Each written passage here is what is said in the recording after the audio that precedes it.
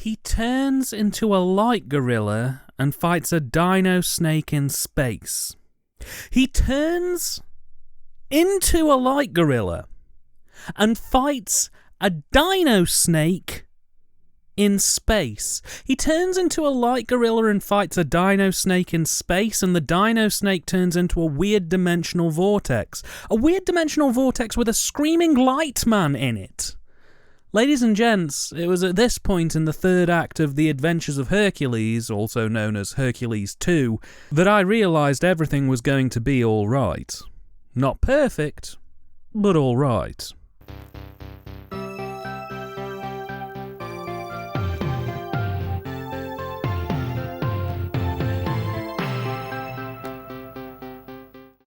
"1985's The Adventures of Hercules is a strange film. I mean that quite sincerely, but whereas the first Hercules movie from 1983 was weird in terms of what exactly happens during the runtime, this film's got one of the more stranger production histories than most that I've covered. Originally, this film wasn't going to exist at all. You see, it all came about through a set of random encounters that culminated in this movie's strange arrival. It began life as The Seven Magnificent Gladiators, a 1983 movie with a semi-troubled production produced by Golan Globus. They were running short on time and had a ton of scenes still to film for the movie, so they drafted in Luigi Cozzi, hot off the heels of 1983's Hercules, to help try and bring them back up to speed with their shooting schedule. Cozzi nailed it, delivering some quality material on time. But Golan Globus saw the footage and realised that there was potential scope to expand on what Cozzi had handed in. They asked him to take the footage he'd shot and write a script around those scenes, and when he handed that script in, they told him to make use of Lou Ferrigno and some of the locations they had access to, and basically go and make the script he handed in as a Hercules sequel on the sly. How sly was this? They predominantly shot at night, and the film's leading man Ferrigno himself had no idea until the last couple of days of filming that they were doing anything Hercules related at all, let alone that they were filming a fully fledged sequel. So how good was this script that it could be greenlit as an on-the-down-low production? Well, the plot for this one's actually ridiculously straightforward compared to the first movie. An undisclosed period of time has passed since the first film, and Zeus, grateful for what Hercules did in the first film, turns him into an astral being and allows him to ascend to Mount Olympus to spend his days as a cosmic horn dog in the stars. But when 4 of Zeus's peers revolt against him, they steal and hide as 7 thunderbolts, the source of all his strength and power. With his last ounce of strength, he summons Hercules from his nebulous, rutting existence and sends him back to Earth to reclaim the 7 thunderbolts. Not only that, but he must also defeat the revolting gods and, as we find out later on in the film, prevent the moon from going out of orbit and destroying the Earth for good. Aided on his quest, he'll be joined by Urania, a semi-oracle psychic woman from a small village who's able to communicate with advanced cosmic beings who only appear via VHS inserts known only as the Little People. They help guide the group through the majority of the film and kind of serve as the tutorial sprites for the picture. It's also worth noting that her mother and father disappeared many years ago under mysterious circumstances, which I'm sure won't come up in the plot in any way, shape or form. There's also Urania's friend, Glossia, who, well, she might as well not be in the movie for all the help she gives, really. But the rebel gods aren't alone either. With a large horde of monsters willing to assist them when required, they prove to be worthy adversaries. And when the rogues manage to resurrect the fallen King Minos, who you may remember as our main antagonist from the first film, who I rather embarrassingly mistakenly called King Augeaeus, to join their side, the son of Zeus may have finally encountered more than he bargained for. So right away I need to stress that this film is cheap. Oh god, it's so cheap. So cheap. How cheap is it? Well, about 85% of the soundtrack for this movie was lifted from the first Hercules film, with the remaining 15% being library tracks that help to smooth over the cracks.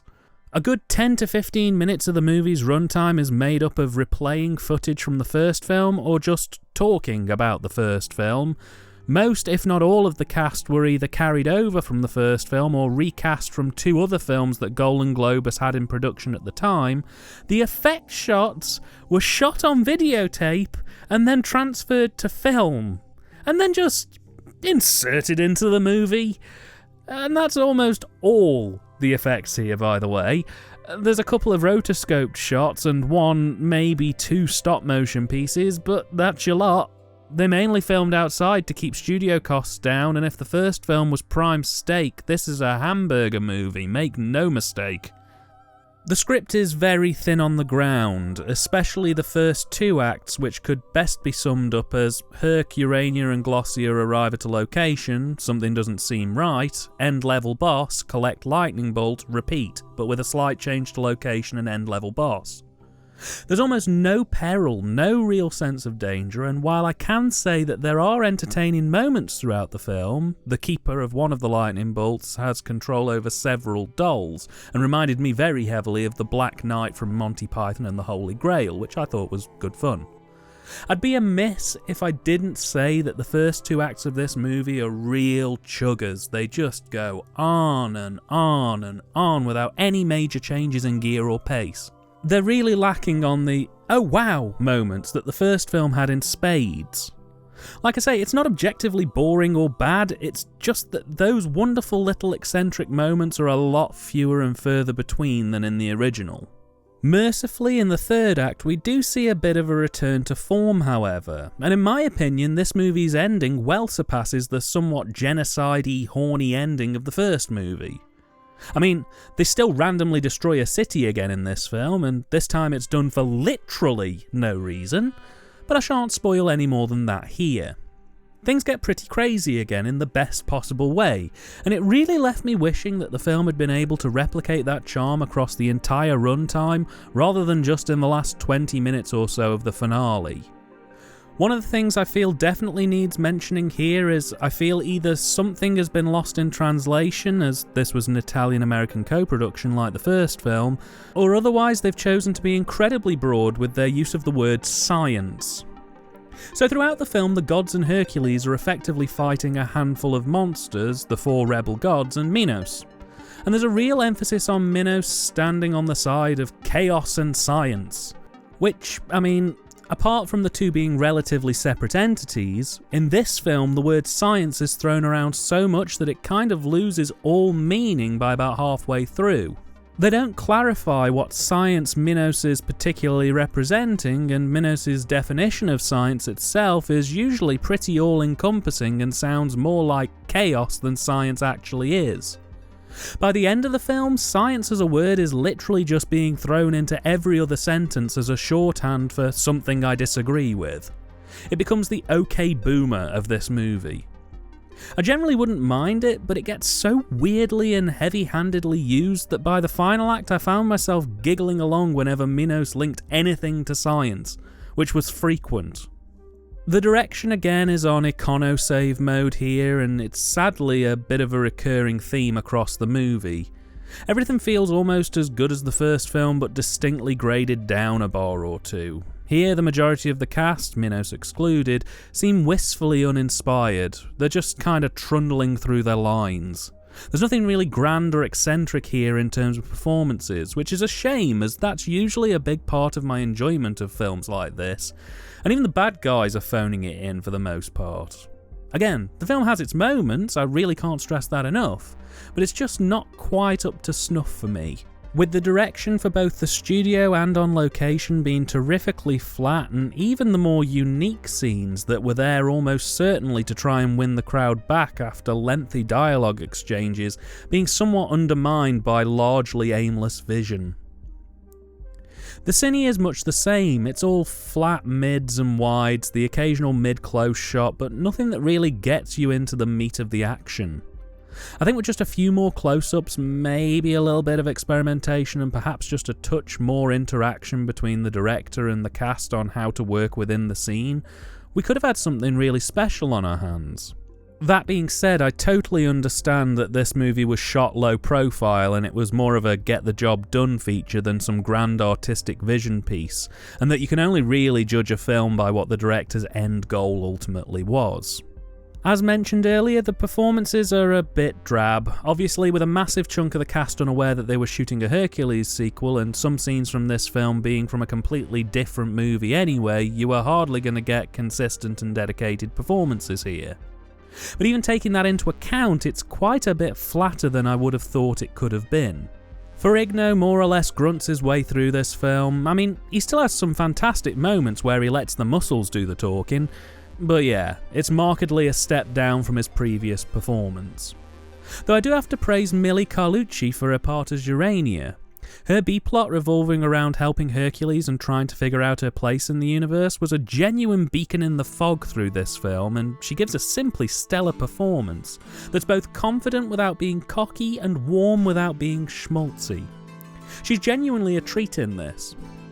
I also really have to commend William Berger for his return as King Minos. He's literally almost exactly the same as he was in the first film, only slightly more unhinged. He's manic and madcap and quite simply steals any and all scenes he's in with this one. I'm actually struggling to pull up much, if any, information about the release history of The Adventures of Hercules. As far as a VHS release goes, I can't find any evidence to suggest it ever had one, which is odd considering the first film came out on tape literally the same year that this movie came out in theatres. The best I can find is that it definitely had a VHS release in Europe in late 1985, early 1986, and there was a carton release of the movie in the US, but the UK? I can't find a damn thing. What I can tell you is that this did have a DVD release in the UK in around 2009 and was bundled together with the first film as a double feature release in the US in 2007. Both films would eventually be bundled together alongside another Lou Ferrigno swords and sorcery type movie, Sinbad, and released by 101 Films on Blu-ray in 2016. The extras are a little thin on the ground, it's basically just the film and the trailer, but I didn't notice any issues with the print, apart from some of the horrific quality jumps when they implement the videotape effects on film. But that's not 101 Films' fault, that's just some really bad cost cutting on the part of the filmmakers. Overall, for your money, this is a pretty solid set in fairness, and I highly recommend you go and check it out on their site. Hercules 2 isn't an essential watch. It's not an essential movie really, but it was never intended to be. It was thrown together at the last minute to try and squeeze a few more dollars out of the box office, and it's Class A popcorn fodder at its finest. An oddity of its time, movies like Hercules 2 really weren't being made in the late 1980s. Not in the way it's presented here at least. It's a budget flick, and if you go into it with that in mind, you'll maximise your chances of enjoying this one. Despite a slow open and a creaky middle, I quite liked this one. I wouldn't say it's a must-watch, and it's definitely not a favourite, but I'll be keeping hold of the movie because I think it complements the first Hercules quite nicely. It's a B-movie to the B-movie. I can't really stress that enough. Well, I don't think it's worth owning in its own right. If you decide to pick up 101's Lou Ferrigno collection for the very reasonable price it's going for, it's more than worth the cost. If you liked the first Hercules, or you're just looking for something that isn't offensively awful to kill 80-ish minutes in a somewhat light and eccentric way, check this one out.